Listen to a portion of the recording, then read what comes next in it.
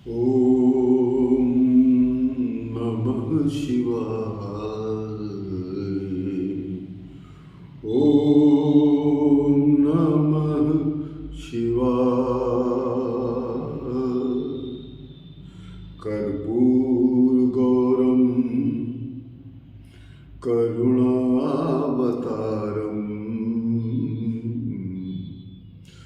संसार सारम भुजगेन्द्रहारम सदा वसंतम हृदयारविंदे भवम भवानी सहितं नमामि सहितं नमामि। मैं अयोध्या से शिव योगी श्री प्रबोध जी महाराज आप सभी लोगों का स्वागत करता हूं और सादर प्रणाम करता हूं। आज के इस एपिसोड में शिव महापुराण के विद्येश्वर संहिता के दूसरा अध्याय, जिसमें कुल 67 श्लोक है, जिस अध्याय का नाम है कलियुग के समस्त पापों का नाश करने का उपाय। सूत जी कहते हैं कि हे साधुगण, आप द्वारा किया गया प्रश्न तीनों लोगों को सुख देने वाला तथा तीनों लोगों का हित करने वाला आप लोगों ने जो प्रश्न किया है, अब मैं अपने गुरु का स्मरण करके और मैं भी अपने परम पूज्य गुरु जी महाराज का स्मरण करके ये एपिसोड के अधीन के माध्यम से सूत जी के उपायों को मैं आप लोगों को बता रहा हूं। सूत जी कहते हैं, कलि कलमस विध्वंसी यास्मिन्षु यशः परम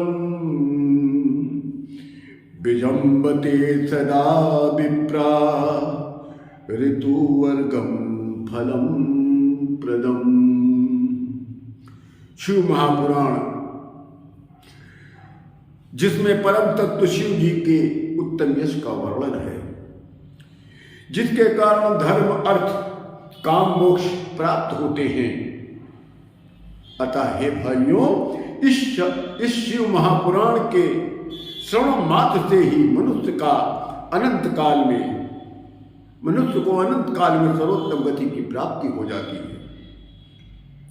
सूत जी आके कहते हैं, तावत विजंबते पापम ब्रह्महत्या पुरासरम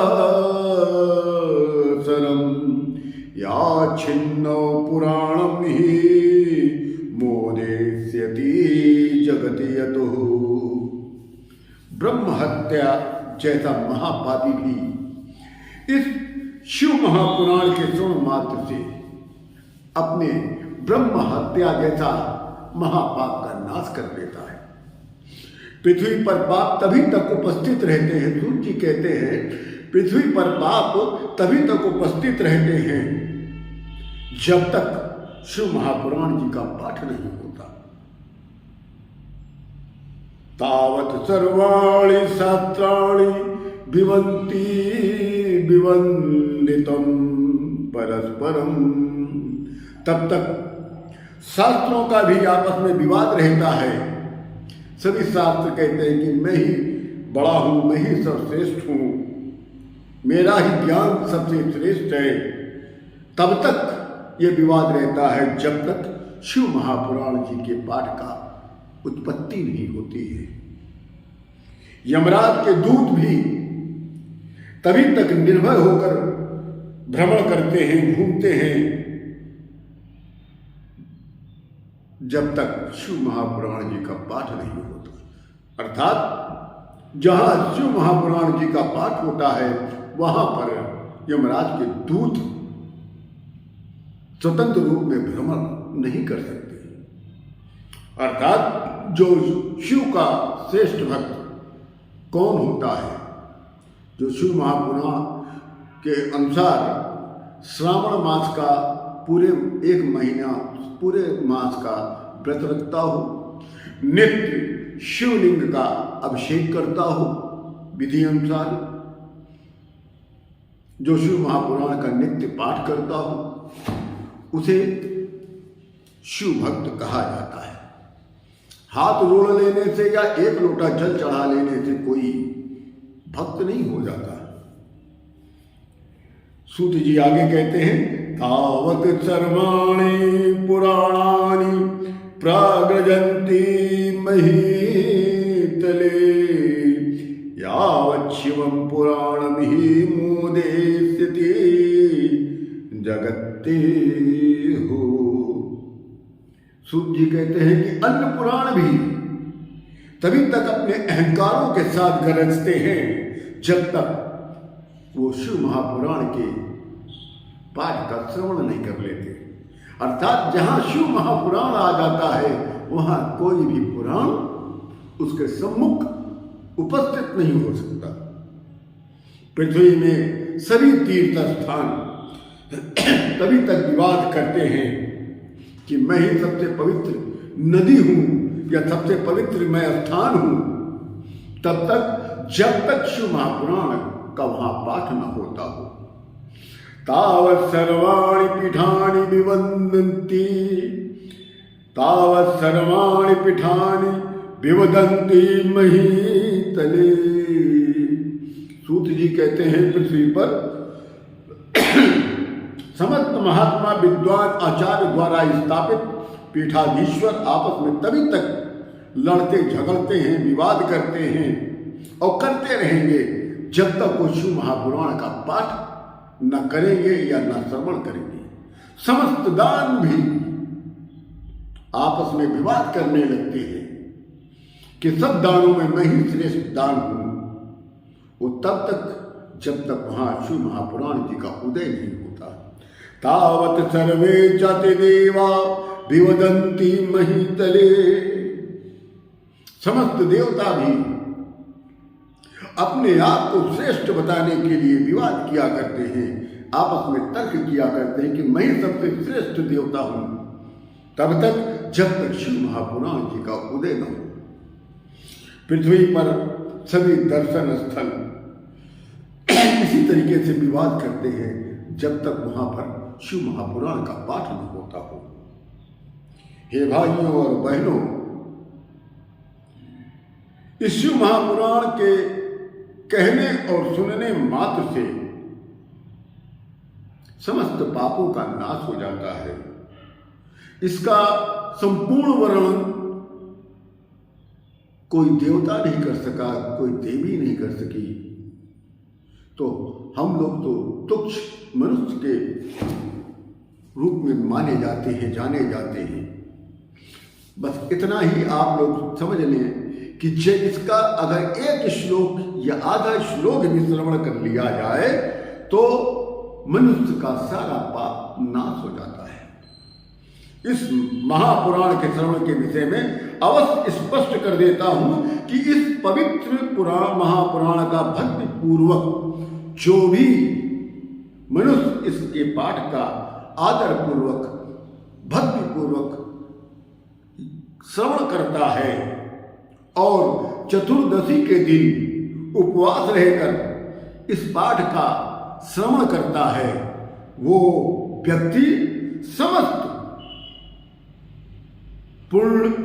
पुण्यात्माओं से भी ज्यादा पुण्य माना गया है। इसके सामने समस्त दान भी छोटा माना गया है। एतच्छिव पुराणम हि गायते यो हर्निशम याज्ञातस्य प्रतीक्षेण देवा इंद्र परोगमः। जो भी इस महापुराण का पाठ दिन रात करता है, गागा कर करता है, ऐसा प्राणी याज्ञा का प्रतीक्षा, ऐसे प्राणी की याज्ञा की प्रतीक्षा इंद्र भगवान किया करते हैं। इंद्र जो सभी देवताओं में श्रेष्ठ माने जाते हैं, ऐसे मनुष्य का आदर तो इंद्र देवता करते हैं। जो भी प्राणी इस महापुराण का पाठ करते हुए सत्कर्म किया करता है, उसको तो करोड़ों गुना फल की प्राप्ति हो जाती है।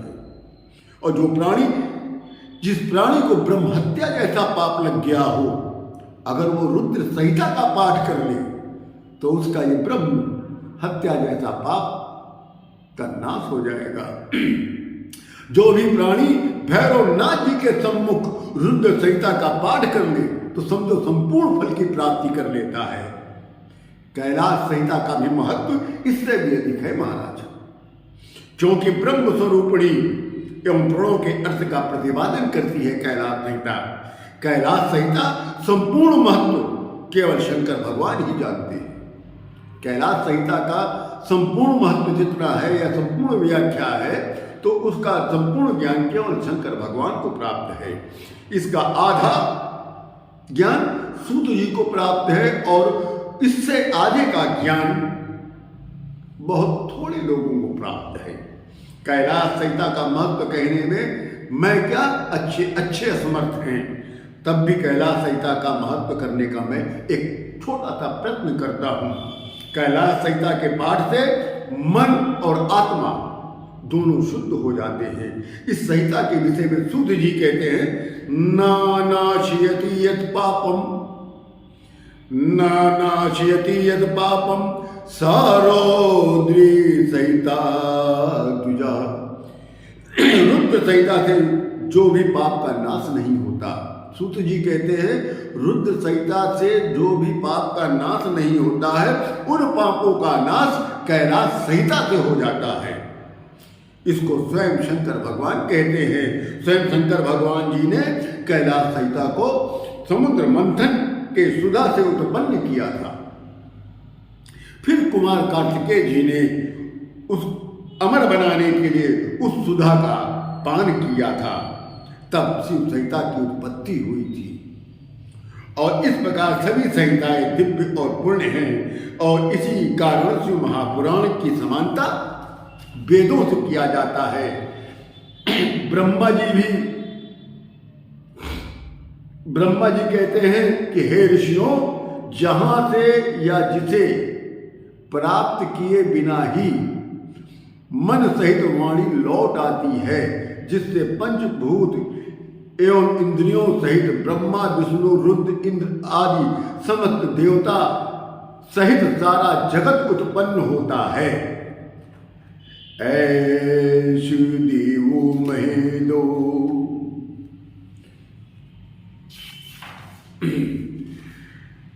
ऐश देवो महादेव सर्वज्ञो जगदीश्वर अयं तु परया भगत्या दृश्यन्ते नान्यथा कांचित। वही वह महादेव सर्वज्ञ जगत के ईश्वर है। ब्रह्मा जी स्वयं कहते हैं वही वो महादेव सर्वज्ञ है, जगत के ईश्वर है, जो परम भक्ति के द्वारा ही प्रत्यक्ष दिखाई पड़ते हैं और इनको देखने के लिए कोई अन्य उपाय ही नहीं। इस विषय में आप लोगों से और क्या कहूं, बस इतना समझें कि मुक्ति और भक्ति केवल शंकर जी की ही कृपा से प्राप्त होती है।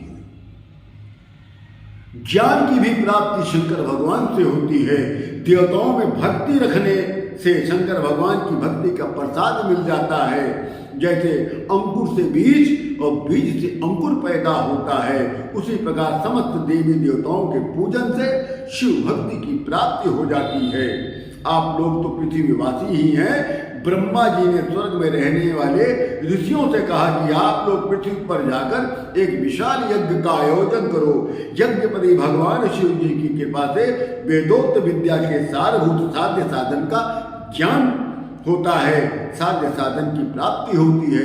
तब मुनियों ने फिर कहा कि हे श्रेष्ठ शिव भक्त, परम साध्य क्या है, उस परम साध्य का साधन क्या है और उस साधक किस प्रकार का होना चाहिए, वह सब आप तत्वता हमें बताने की कृपा करें।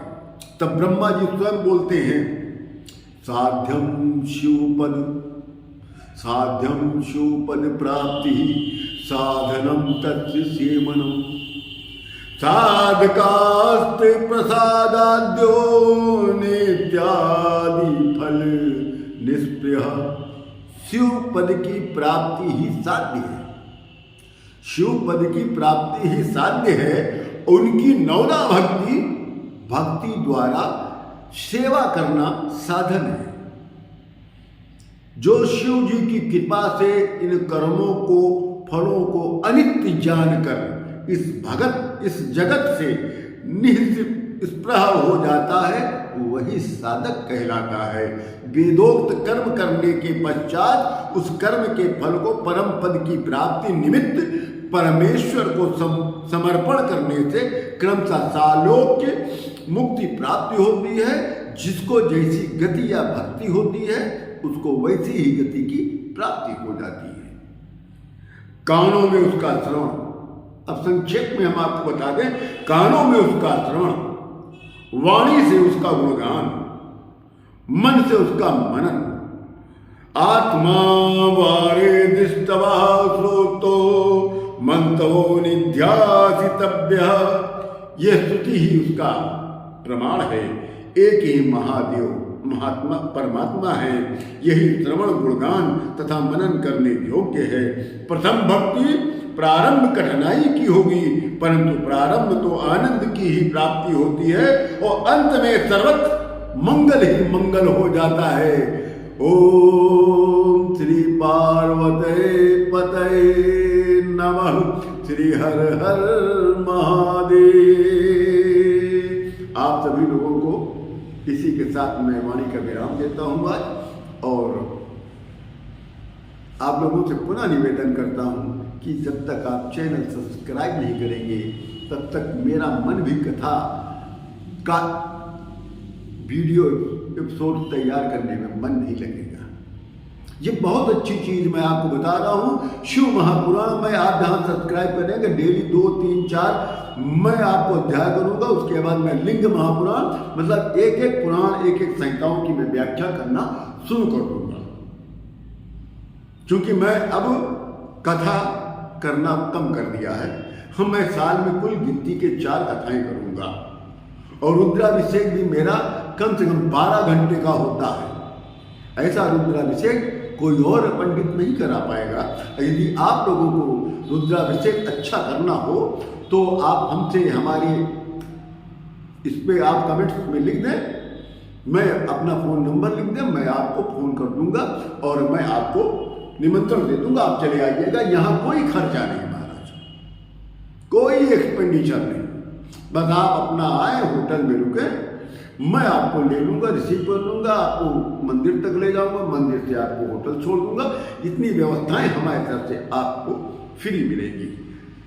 आप लोगों को सभी लोगों को ओम नमः शिवाय, हर हर महादेव। ईश्वर आप सभी लोगों को सपरिवार सहित मंगलमय रखे, सुरक्षित रखे और समृद्धशाली बनाइए। सर्वदा सुखी रहो।